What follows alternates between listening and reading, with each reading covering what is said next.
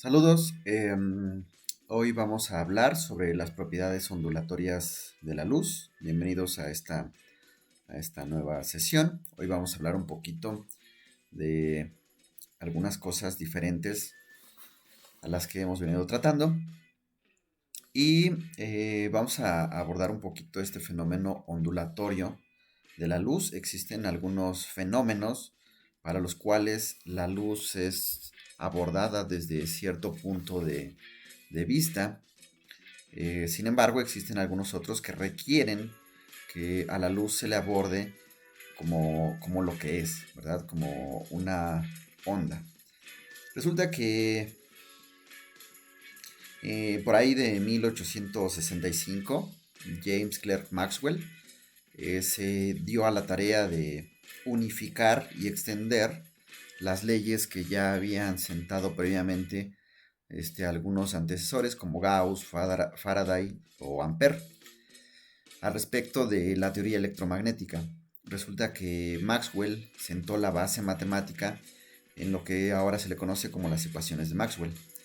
En dicha teoría de Maxwell, las componentes que sirven para describir a este ente electromagnético llamado luz, pues satisfacen la ecuación diferencial que tenemos aquí y que se le conoce como la ecuación diferencial de onda, en donde este triangulito que tiene aquí como una potencia 2 es lo que nosotros tenemos aquí. Es un operador diferencial parcial de segundo orden. No vamos a abordar mucho al respecto de esta expresión. Sin embargo, después vamos a hacer uso de ella para el caso por lo menos unidimensional. Una solución a esta ecuación diferencial, es decir, algo que pretenda ser un campo eléctrico o un campo magnético, puede escribirse de diferentes formas. Si la forma en la que se escribe es mediante una función seno, una función coseno o una función exponencial compleja, a dicha función, a dicha solución se le conocerá como una solución armónica de la ecuación diferencial de onda, en este caso electromagnético. En el caso unidimensional, esta sería más o menos la expresión, o mejor dicho, esta sería una de las formas en las que podemos escribir una solución armónica. En el caso también unidimensional, si nosotros consideramos, por ejemplo, aquí, ¿verdad? Que A depende de X y de T, pero no depende ni de Y ni de Z, entonces las derivadas parciales respecto a y respecto a Z, primera o segunda o la que sea, aquí faltó un 2, aquí también falta un 2, van a ser iguales a 0. ¿Por qué? Pues porque nuestra función armónica no depende explícitamente de las variables y y z. Bien, entonces las derivadas parciales de primer orden y de orden superior van a ser 0. Ahora vamos a ver si nosotros a esta función armónica le tomamos su primera derivada, ¿verdad? Respecto a x, pues lo que vamos a obtener es esto que está aquí, menos k por a0 por el coseno de wt menos kx, ¿verdad? La derivada del seno es el coseno y este signo menos es debido a esto. Aquí solamente tomamos a x porque es la derivada parcial. Bien, eso significa que a t se le toma como una constante. Si nosotros volvemos a derivar a esta primera derivada respecto a x, pues lo que vamos a obtener es esta expresión que tenemos aquí. Nuevamente va a salir ahora un signo menos, pero porque ahora vamos a tener dos signos menos que salen de la derivación. Uno, porque nuevamente tenemos que derivar el argumento y sale menos k, eso hace que esto sea positivo, y además la derivada del coseno es menos 0. Entonces nos queda esto que tenemos aquí. Si ahora la expresión la derivamos respecto al tiempo, entonces nos va a quedar a 0 por el factor que está multiplicando al tiempo en el argumento de la función seno, que es omega. Y si sacamos la segunda derivada, pues simplemente vamos a agregar aquí un signo menos, porque la derivada del coseno es menos seno. Bien. Entonces, según lo que tenemos acá, ¿verdad? De la ecuación diferencial de onda, pues la segunda derivada, digamos, espacial, que es esta que tenemos aquí. ¿Por qué? Pues porque las otras son 0. Vamos a ver si podemos agregar. No podemos agregar. Bueno, no importa.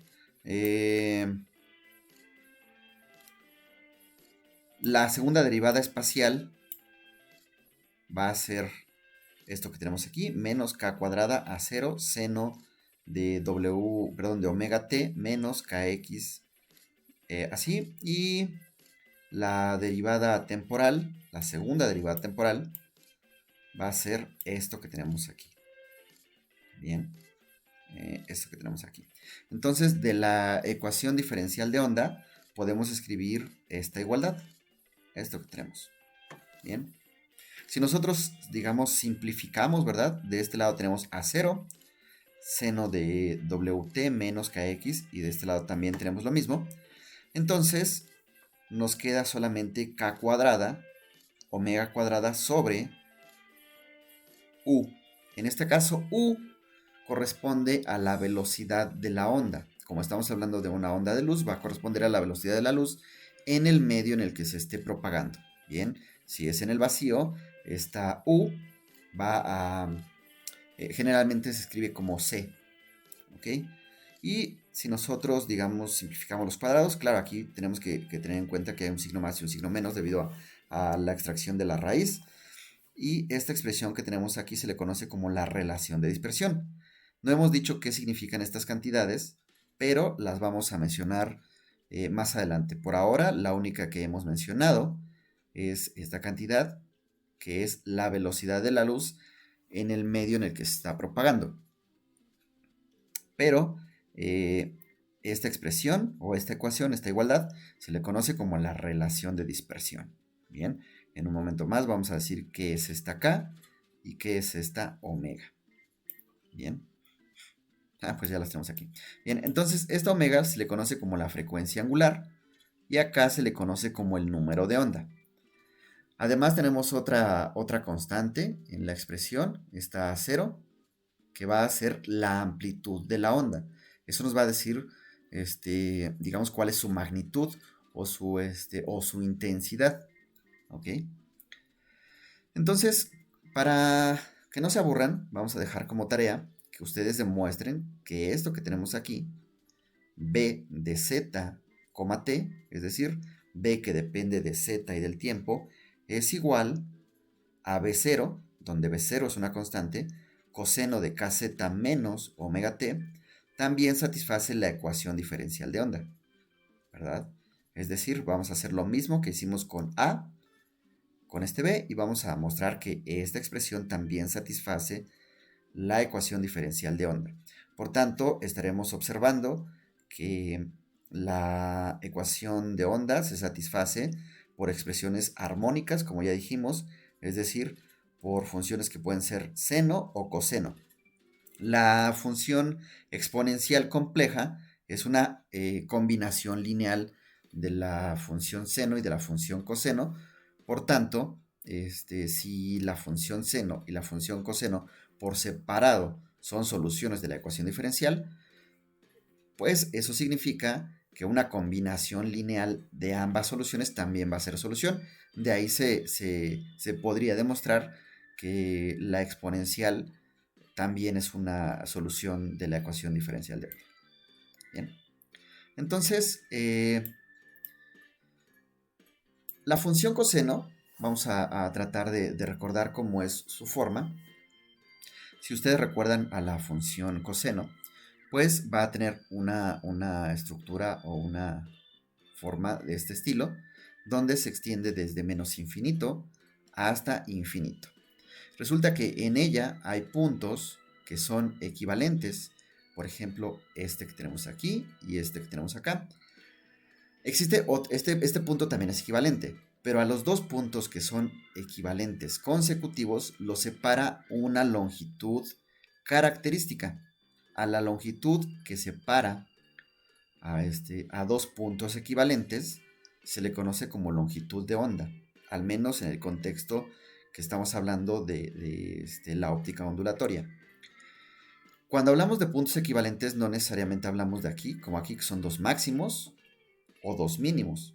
También podemos hablar de estos dos puntos, que son algo así como puntos de inflexión, o estos dos puntos que aparecen aquí. Estos dos puntos no son ni máximos, ni mínimos, ni puntos de inflexión, pero este punto que está aquí se repite aquí. Es decir, tenemos dos puntos equivalentes. Bien. Y la longitud que separa a dos puntos equivalentes cualesquiera se le va a conocer como longitud de onda. Esta forma es importante porque el seno tiene, digamos, la misma estructura, solo que está trasladado respecto al eje horizontal. Bien. Aquí también el seno va desde menos 1 hasta 1, de manera que si ustedes multiplican al coseno por 3, por ejemplo, si ustedes tuvieran 3 coseno, entonces estaríamos hablando de que la función iría desde menos 3 hasta 3. ¿Ok? Bien. Entonces, esto para que recordemos un poquito la expresión del seno y cómo nosotros podemos relacionar puntos equivalentes. Bien, entonces vamos a recordar o vamos a dar algunas definiciones si es que no las recuerdan. Lambda, que nosotros llamamos longitud de onda, vamos a decir que es la distancia medida en la dirección de la propagación de manera que se completa un ciclo, es decir, que me lleva de un punto equivalente a otro punto equivalente. Ok, el tiempo que tarda o el tiempo que le lleva al movimiento ondulatorio, al cuerpo, al objeto o en este caso a la luz, recorrer dicha longitud de onda, es decir, completar un ciclo, se le conoce como periodo y se denota con la letra griega tau. El número de ciclos que se completan por unidad de tiempo se le conoce como frecuencia. Resulta que es el decir que la frecuencia es el número de ciclos por unidad, aquí nos equivocamos, de ciclos, el número de ciclos por unidad de tiempo, significa que la frecuencia es el inverso multiplicativo de tau, es decir, que la frecuencia es 1 sobre tau. ¿Ok? Entonces, vamos a ver. Lambda es la longitud de onda, es decir, es la distancia recorrida en el tiempo tau. Si nosotros consideramos que la luz no está cambiando de medio, entonces la luz no va a cambiar de velocidad y por tanto podemos considerar a la velocidad como una cantidad constante. Y la velocidad la podemos calcular como la distancia que recorre entre el tiempo que requiere para recorrer dicha distancia. Entonces la velocidad la podemos escribir como la longitud de onda sobre el periodo. Bien. Otra forma de utilizar esta expresión es escribir a la longitud de onda como la velocidad de la luz en el medio de propagación por el periodo. Bien, entonces ahora vamos a analizar una función armónica. De hecho, la función armónica que arriba les dejamos de tarea. Y vamos a observar que el coseno se repite cada 2pi, ¿verdad? Es decir, si ustedes hacen el coseno de 0 es 1. Si a ese 0 le suman 2pi, sería coseno de 2pi, también es 1. Pero, por ejemplo, si tenemos coseno de pi medios, es 0. Si le sumamos 2pi, sería coseno de 5 medios de pi. Eso también va a ser 0. Es decir, que los valores de pi se repiten, perdón, los valores del coseno se repiten cada 2pi. ¿Ok? Entonces, eso nos lleva a esta expresión que es importante. Y que tenemos, vamos a subir un poquito. Y que tenemos aquí.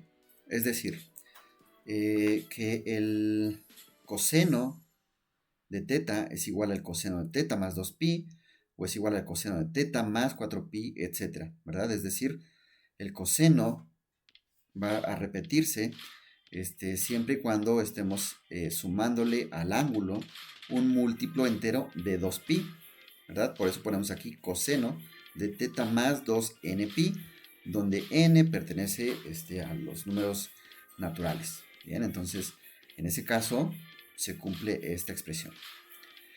Si nosotros utilizamos eso en la forma de nuestra función o de nuestra onda armónica, entonces veremos que podemos escribir B0 coseno de kz igual a lo mismo, pero sumándole 2pi. ¿Por qué?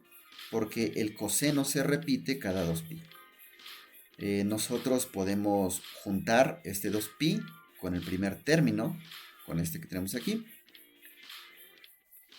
K por z nos queda kz, y k por 2pi sobre k, pues nos queda 2pi, que es esto que tenemos aquí. Bien, ok. Tal vez no entenderán bien esta parte de unirlo, pero esto está relacionado con esta flecha, que es a donde vamos. Nosotros hemos dicho que la distancia de repetición, es decir, la distancia entre un punto equivalente y otro, es lambda. Esto nos dice que si nosotros en lugar de z ponemos z más lambda, la función va a tener el mismo valor. Es decir, el coseno va a tener el mismo valor. O si nosotros le sumamos 2 veces lambda o 3 veces lambda o cualquier número entero, aquí está n por lambda. Entonces, esto va a tener el mismo valor. ¿Por qué? Porque lambda es la longitud de repetición. Bien, si ustedes toman 0 y después lambda, se va a tener el mismo valor para nuestra función armónica, para nuestra solución armónica. ¿Ok? Entonces vamos a tomar la primera evaluación, es decir, vamos a considerar que la función evaluada sin lambda es igual a la función a la que a la longitud o a la posición se le suma una distancia lambda, ¿verdad? ¿Por qué? Porque recuerden que la onda se repite cada longitud lambda. Por tanto, si aquí tenemos z y a z le sumamos lambda, entonces la función o la solución armónica es exactamente lo mismo, por lo que hemos hablado del movimiento periódico. Entonces, eso nos lleva a una expresión que tenemos aquí. Bien, y es esta. Entonces, vean que aquí partimos de la misma expresión. ¿Sí? Partimos de B0 coseno de kz menos omega t. Aquí también B0, perdón, no está aquí, B0 coseno de kz menos omega t. Por tanto, esto lo vamos a subrayar. Esto que está aquí es igual a esto. Y por tanto, esto tiene que ser igual a esto. Es decir, esta cantidad es igual a esta. Es lo que estamos diciendo. Bien. Entonces, tenemos una igualdad entre dos expresiones que provienen de dos análisis diferentes. Uno, considerar el ángulo de repetición y otro de considerar la longitud de repetición. Ahora vamos a ver cómo se relacionan o a qué nos lleva hacer la relación entre la longitud de repetición y el ángulo de repetición. ¿Ok? Entonces, de aquí, ¿verdad? Vamos a ver que si tenemos esto y esto, básicamente lo que está en el paréntesis aquí tiene que ser lo mismo que está en este otro paréntesis, ¿verdad? Porque todo lo demás es exactamente lo mismo. Vean, B0 coseno, corchete K, B0 coseno, corchete K. Aquí tiene un signo menos, omega T, menos omega T. De manera que lo que tengamos en el paréntesis en el primer miembro tiene que ser igual a lo que tenemos en el paréntesis en el segundo miembro. Como en ambos tenemos Z, lo que le estemos sumando a Z tiene que ser lo mismo. Lo que nos lleva a esta expresión que tenemos aquí. Bien. Ok. Pero nosotros hemos de la definición, digamos, que hicimos antes, recuerden que esa expresión, bueno, aquí tienen que ir haciendo su formulario para que no se pierdan. Tienen que ir haciendo su formulario para que no se pierdan. Y acá tenemos lambda igual a u por tau. Es esta que tenemos aquí. Bien, lambda igual a u por tau, ¿verdad? Que es lo que nosotros dijimos que podíamos utilizar como la definición de la velocidad de la luz en el medio, pero también la podemos expresar así. La longitud de onda igual a la velocidad por el periodo. Entonces, sabemos eso, ¿ok? Entonces, nosotros podemos, en lugar de la longitud de onda en esta primera expresión, podemos escribir la velocidad de la luz por el periodo. Y con eso llegamos a esta otra ecuación. Bien. Entonces llegamos a esta expresión. Antes dijimos que la frecuencia era igual a 1 sobre el periodo, ¿verdad? Que es la expresión que nosotros tenemos aquí.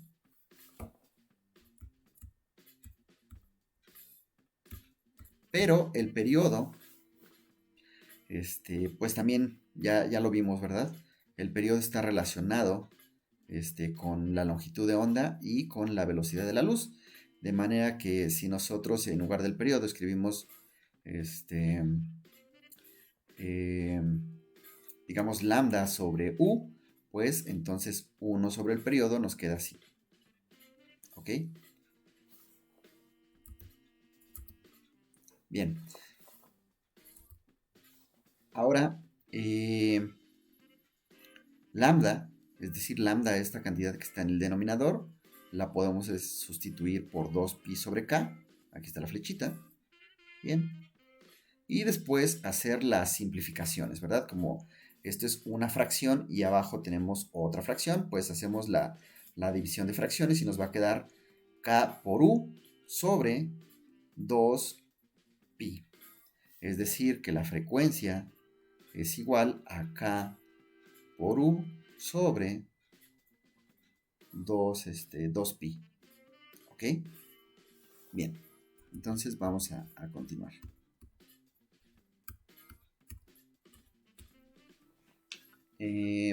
Para ello vamos a hacer uso de una expresión que obtuvimos por ahí, que conocemos como la relación de dispersión, ¿verdad? La relación de dispersión, acuérdense cuál es la relación de dispersión. La relación de dispersión me involucra a el número de onda, a la velocidad de la luz y a esta cantidad que conocemos como la frecuencia angular. Entonces, de ahí, si nosotros utilizamos esto y lo sustituimos aquí, entonces obtenemos que la frecuencia,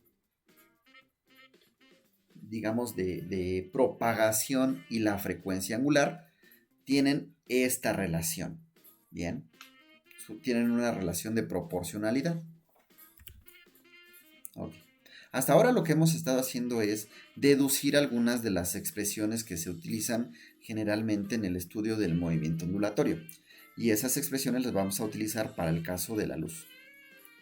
Ok. Entonces, ahora vamos a considerar dos ondas. Aquí en este pequeño diagrama tenemos una onda que es la onda azul y otra onda que es la onda naranja, ¿verdad? Si se dan cuenta, por ejemplo, aquí esto nos indica la distancia entre dos máximos, que también se conocen como crestas. Y ya sabemos, la distancia entre ellos es una longitud de onda.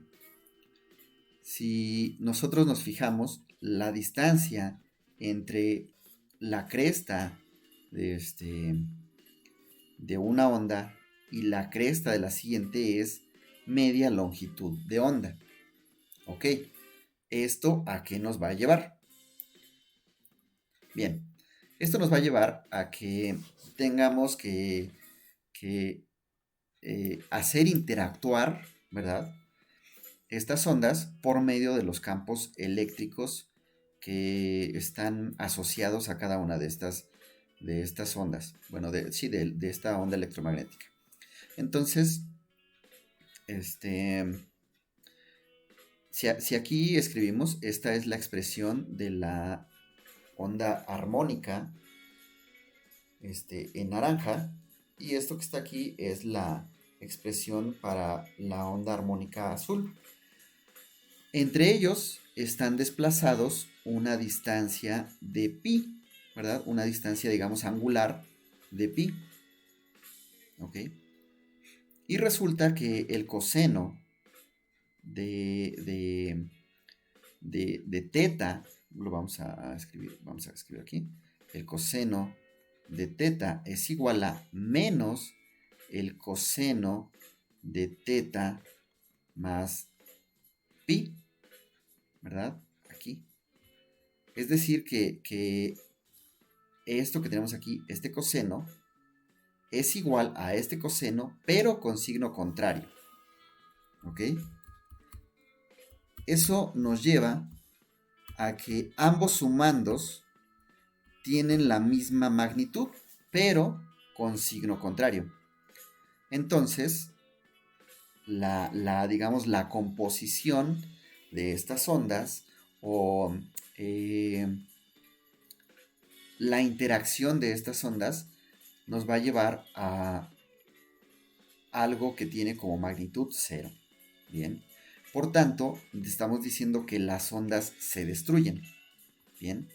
Entonces, cuando hablamos de interacción entre un par de ondas, hablamos, por ejemplo, de la interferencia. Esta interferencia puede ser destructiva, como en este caso, o puede ser constructiva. Entonces podemos resumir a la interferencia destructiva de dos maneras. La primera es que va a ser destructiva si, digamos, en el argumento, ¿verdad?, en la fase, existe una diferencia angular entre las funciones armónicas por un sumando de magnitud pi. ¿Ok? O si entre las ondas se encuentran desplazadas entre sí o difieren entre sí por una distancia de la mitad de la longitud de onda. Si se dan cuenta, si nosotros tomáramos toda esta línea azul y la recorriéramos lambda medios, se quedaría justamente encima y entonces no se anularían. ¿Cómo podemos ver de otra forma que se anulan? Pues si nosotros vamos a sumar, digamos, estas dos longitudes, pues aquí sumamos esta que vale, digamos, 1 con esta que vale menos 1. Esta que vale 1 con esta que vale menos 1, etc. ¿no? O sea, esto se va, por ejemplo, esta que vale aquí, por ejemplo, 0.7, con esta que vale aquí, menos 0.7. Entonces, se va a anular en todos los puntos. ¿Ok? Entonces, esto corresponde a interferencia destructiva. Cuando existe una diferencia de fase angular en la onda armónica por un sumando de magnitud pi, o lo podemos ver de otra forma, cuando la diferencia de trayectorias entre una onda y otra, o la distancia entre dos puntos máximos es de la mitad de la longitud de onda. Sin embargo, ese sería el caso en el que las ondas se puedan, digamos, interferir de manera destructiva. Si resulta que las ondas se superponen de manera perfecta, haciendo coincidir crestas con crestas y valles con valles, entonces lo que era negativo, si aquí tenemos menos 2 con menos 2, perdón, menos 1 con menos 1, pues se va a hacer menos 2, 1 más 1 se va a hacer 2, etcétera, ¿verdad? Y entonces, ahora lo que era negativo se va a hacer más negativo y lo que era positivo se va a hacer mucho más positivo. Bien. En este caso, la onda resultante va a ser una onda con una mayor profundidad y con una mayor altura, es decir, con una mayor intensidad. Por tanto, estaremos hablando de que existe una interferencia constructiva. Vean que aquí no existe una distancia entre, dos crestas o dos valles. Sin embargo, si nosotros tomamos esta cresta y la recorremos hasta este otro punto, es lo mismo que decir que existe una diferencia entre ellas de una longitud de onda. Acá era de media. Si nosotros queremos hacer coincidir, digamos, el punto máximo azul con el siguiente punto máximo naranja, pues lo que tiene que recorrer es una longitud de onda, no media longitud de onda, porque si la hacemos recorrer media longitud de onda, se quedaría aquí, coincidiría con el mínimo naranja y nos llevaría a la interferencia destructiva. Esto en el sentido espacial, ¿bien? Pero en el sentido angular, nosotros recordamos que el coseno se repite cada 2pi, de manera que si existen dos ondas armónicas escritas con coseno o con seno o con una exponencial compleja, y entre ellas existe una diferencia angular de 2pi, entonces estaremos hablando de interferencia constructiva. Bien. Ojo, aquí hemos puesto que las ondas tenían la misma altura, pero yo pude haber dibujado una onda más profunda azul o más alta naranja. Eso no significa que pudieran estar que no pudieran tener una interferencia constructiva o destructiva, simplemente que pues tienen una diferente amplitud, ¿verdad? La amplitud, recuerden que está relacionado con, digamos, esta altura, ¿verdad? Esto nos va a dar la amplitud, esta es la amplitud, en este caso, esta sería la amplitud de la onda verde, ¿ok? Bien, vamos a avanzar un poquito.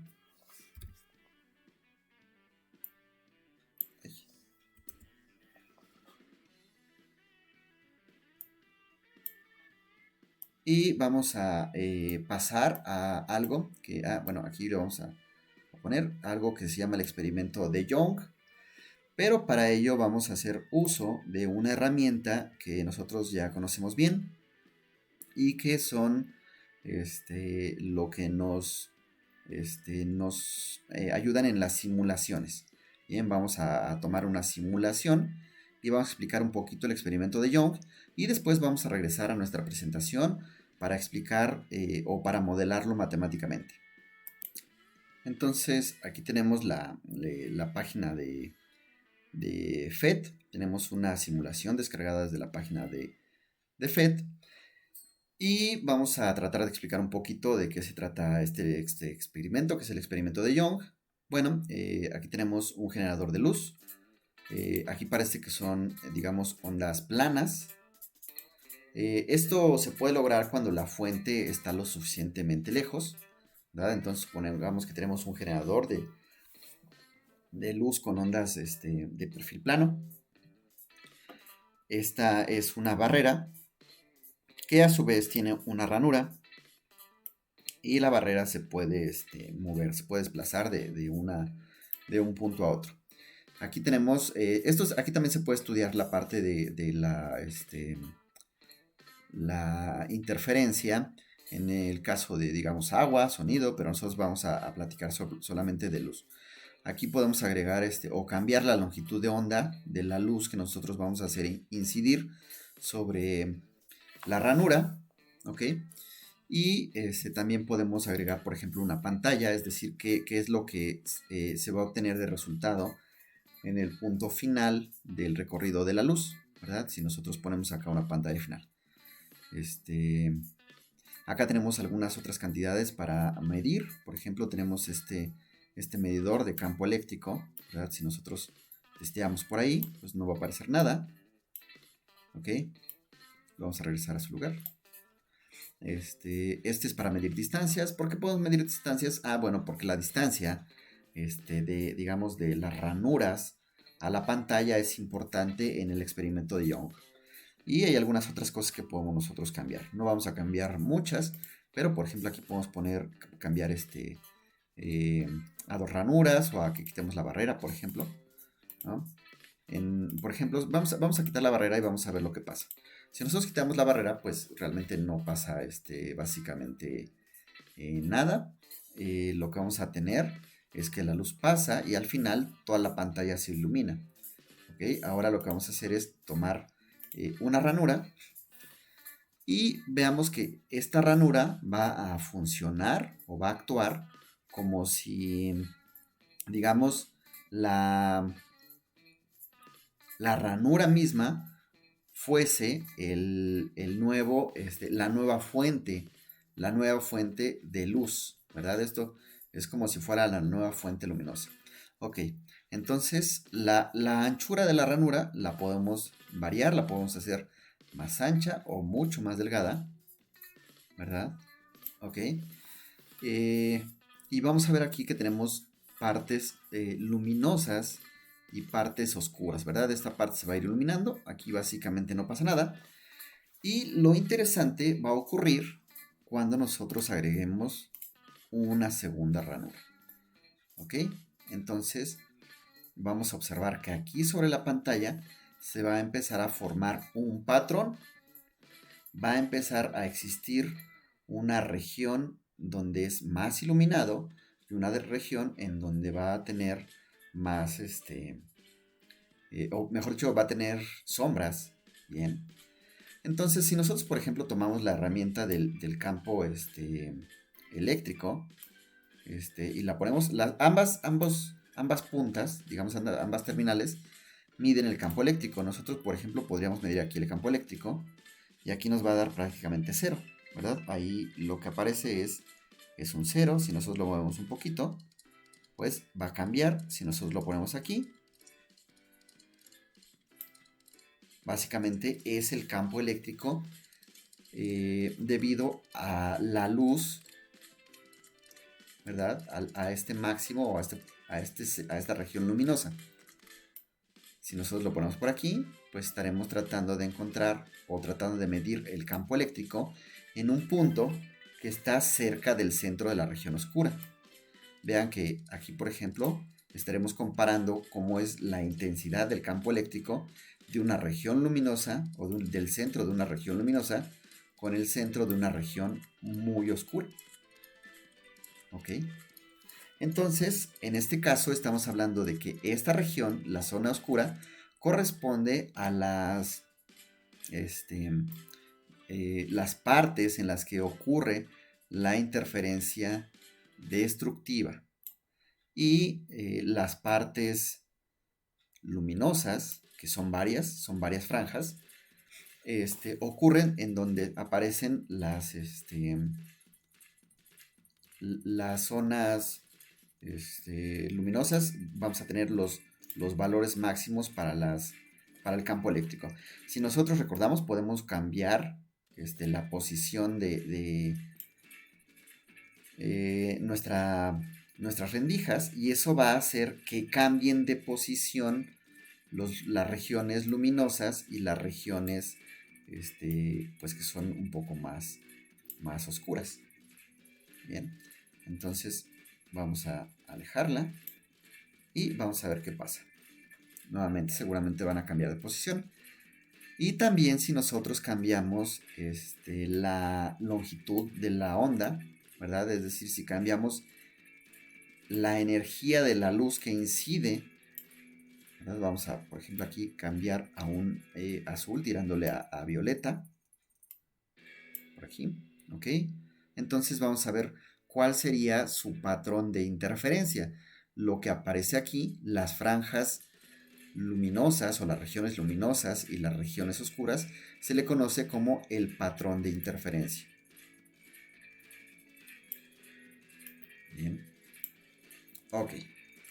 Entonces, ya vimos cómo funciona el experimento de Young. Estas dos son las rendijas. Vamos a cambiar un poquito aquí otra cosa. Digamos la separación entre las rendijas.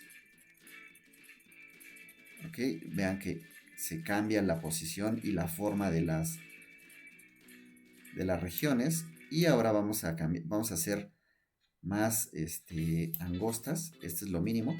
Y entonces, como ya pusimos más angostas, pues ahora el patrón de difracción, perdón, el patrón de interferencia va a ser un poco diferente. Vamos a hacerlas un poco más abiertas para que se puedan formar las regiones en la pantalla. Bien. Si ustedes quieren comprender un poquito más, ustedes pueden entrar a la página de FET y descargarse este simuladorcito. Ok, ahora vamos a regresar a nuestra presentación y a tratar de explicar qué es lo que está sucediendo en el caso de la parte matemática. ¿Ok? Entonces, básicamente lo que tenemos en el experimento de Young es lo que aparece en este esquema. Bien, tenemos una fuente de luz de ondas que pueden ser planas o no necesariamente planas, casi planas. Tenemos dos rendijas, por eso se le llama el experimento de la doble rendija al experimento de Young. Y de este lado tenemos la pantalla. Tanto en la simulación como en este diagrama, lo que se ha hecho es exagerar o deformar un poquito la imagen que tenemos, debido a que la distancia entre las rendijas y la pantalla es mucho mayor de lo que aparece en este diagrama. De hecho, es exageradamente mayor. Mientras que aquí puede ser del orden de milímetros la distancia de las rendijas a la pantalla es del orden de unidades o hasta decenas de metros. Entonces son varios órdenes de magnitud de diferencia entre la distancia de las rendijas a la pantalla y la distancia que hay entre ambas rendijas. ¿Ok? Eso hay que entenderlo para poder entender las simplificaciones matemáticas que se hacen aquí. Aquí lo que, digamos, si la luz saliera de este punto y llegara, digamos, al centro, y después saliera de este punto y llegara al centro, estarían recorriendo básicamente la misma distancia. ¿Ok? Por tanto, no existiría una diferencia de trayectorias. Estaríamos cayendo en el punto de la interferencia constructiva, ¿verdad? Lo que dijimos aquí. Aquí no hay diferencia entre, digamos, cresta y cresta o entre valle y valle. Por tanto, hay una interferencia constructiva. Eso explica que en el centro de la pantalla se forme una franja luminosa, ¿verdad? Porque la luz que sale y que llega a la pantalla, proveniente de la fuente 1 o de la ranura 1, y la que proviene de la ranura 2, llegan sin una diferencia de trayectorias. Eso nos lleva a una interferencia constructiva y por tanto a una región o de una franja luminosa. Pero si nos fijamos en algún otro de los puntos, recordemos que tenemos a lo largo de la digamos, trayectoria vertical, pues tenemos regiones claras y oscuras. Para comprender un poquito mejor la posición de estas franjas, vamos a recurrir a estos esquemas. Entonces, aquí, para, digamos, escribir la diferencia de trayectorias, vamos a utilizar esta forma de este triangulito. Si se dan cuenta, este ángulo que está aquí y que hemos denominado como teta, es el mismo que está acá. ¿Cómo lo podemos observar? Ah, bueno, porque este que está aquí, ese sí es fácil de observar, es este que tenemos aquí, ¿verdad? Y como aquí tenemos un ángulo de 90 grados, entonces este que está aquí más este deben de formar también 90 grados, porque la suma de los ángulos internos de todo triángulo es 180 grados. Pero si este y este deben de formar 90 grados, observemos que este ángulo que está aquí y este de aquí también forman 90 grados. Por tanto, no hay de otra. Este tiene que ser igual a este que está aquí. Porque sumado con este que tenemos, dan 90 grados. Entonces, ambos ángulos son teta. Es decir, este y este son teta. Bien. Entonces, aquí hicimos explícita la indicación de que la distancia de las ranuras a la pantalla es muchísimo mayor que la distancia entre las ranuras. ¿Ok? Si nosotros agrandamos, hacemos un zoom a esta región, pues nos va a quedar este esquema. Bien. Entonces, en ese esquema, D es la distancia entre los centros de las ranuras y esta va a ser la diferencia de trayectorias, delta va a ser la diferencia de trayectorias, ¿verdad? Si nosotros observamos, aquí tenemos un triángulo rectángulo. ¿Por qué sale aquí un triángulo rectángulo? Pues porque esta condición nos lleva a que los haces de luz prácticamente sean paralelos. En este dibujo no se ve porque, como hemos dicho, lo hemos compactado, lo hemos exagerado, lo hemos acortado, digamos, de manera exagerada y por eso se ve aquí estas diferencias de trayectorias. Pero en una situación un poco más realista, esto se vería prácticamente paralelo y por tanto aquí se formaría un triángulo rectángulo. Entonces, si nosotros vemos este triángulo rectángulo, pues entonces la diferencia de trayectorias es el cateto opuesto a teta y entonces se relaciona con la hipotenusa mediante la función trigonométrica seno. ¿Ok?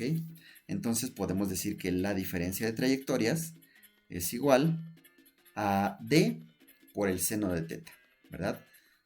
D que es la hipotenusa en este triángulo rectángulo, pero d que nosotros sabemos qué significa. D es la distancia entre las ranuras. Esta hipotenusa del triángulo coincide, o mejor dicho, corresponde a la distancia entre ranuras del experimento de Young. Bien, entonces vamos a la parte de interferencia y vamos a escribir lo que ya sabíamos, ¿verdad? Es decir, la diferencia de trayectorias, esta no la escribimos aquí, pero este sería, digamos, el delta. Delta, la diferencia de trayectorias.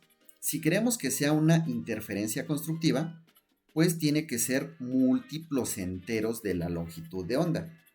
¿Ok?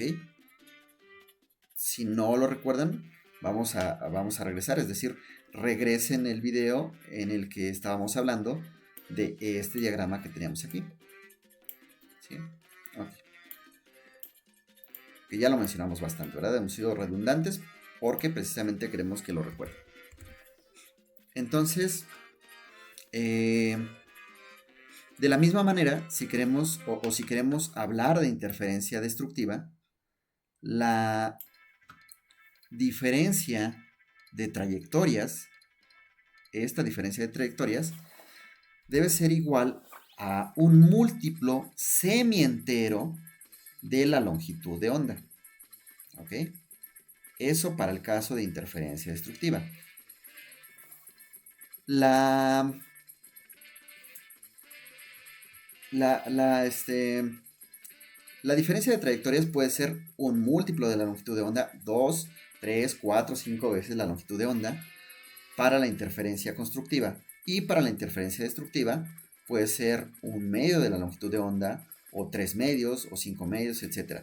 Es por ello que agregamos aquí n y también aquí agregamos n, porque pueden ser un múltiplo, no solamente una vez la longitud de onda, sino un múltiplo entero, o un múltiplo semientero para el caso de la interferencia destructiva. Bien, entonces vamos a utilizar algo que ya hemos practicado en algunas otras partes del curso, y si no, pues es que es fácil de observar, y vamos a encontrar que para ángulos pequeños el coseno es prácticamente 1. Bien, esta es una aproximación que es muy utilizada. Y vamos a decir que para ángulos pequeños el coseno es prácticamente 1.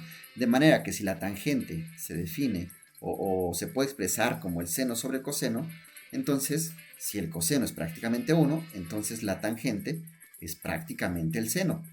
Bien. Por tanto, vamos a tener que el seno es prácticamente la tangente.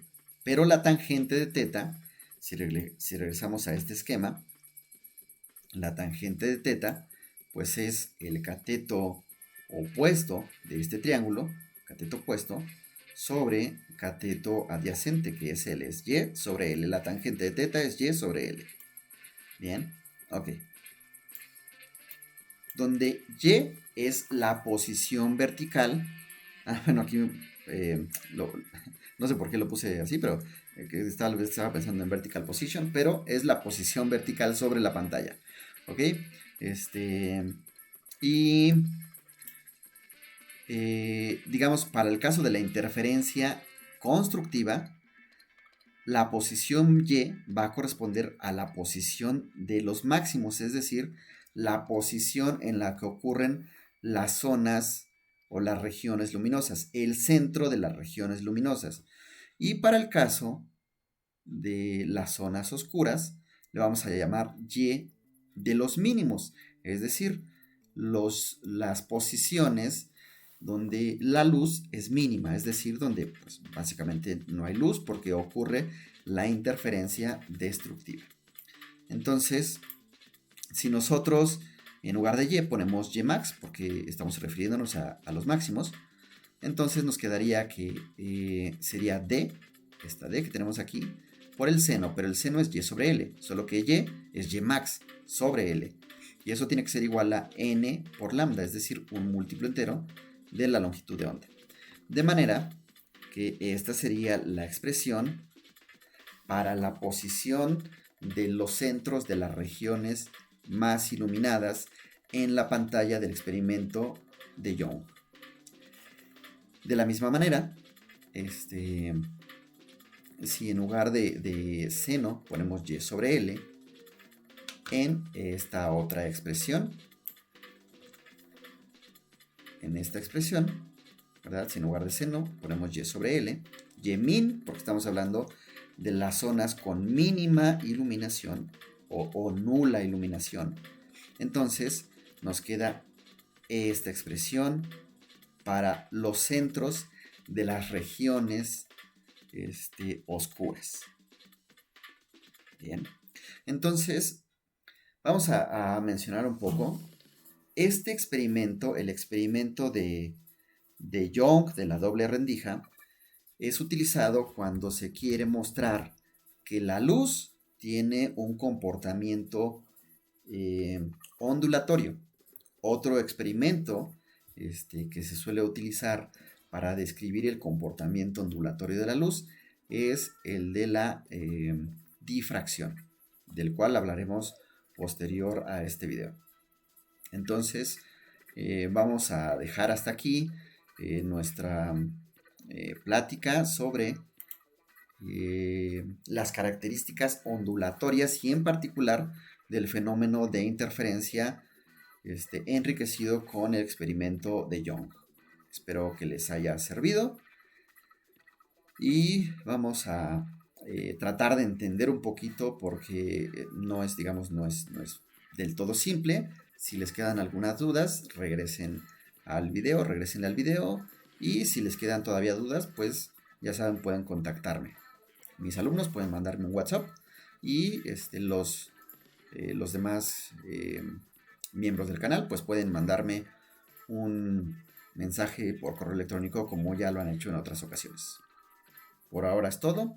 Espero que se estén cuidando. Sigan echándole muchas ganas. Saludos.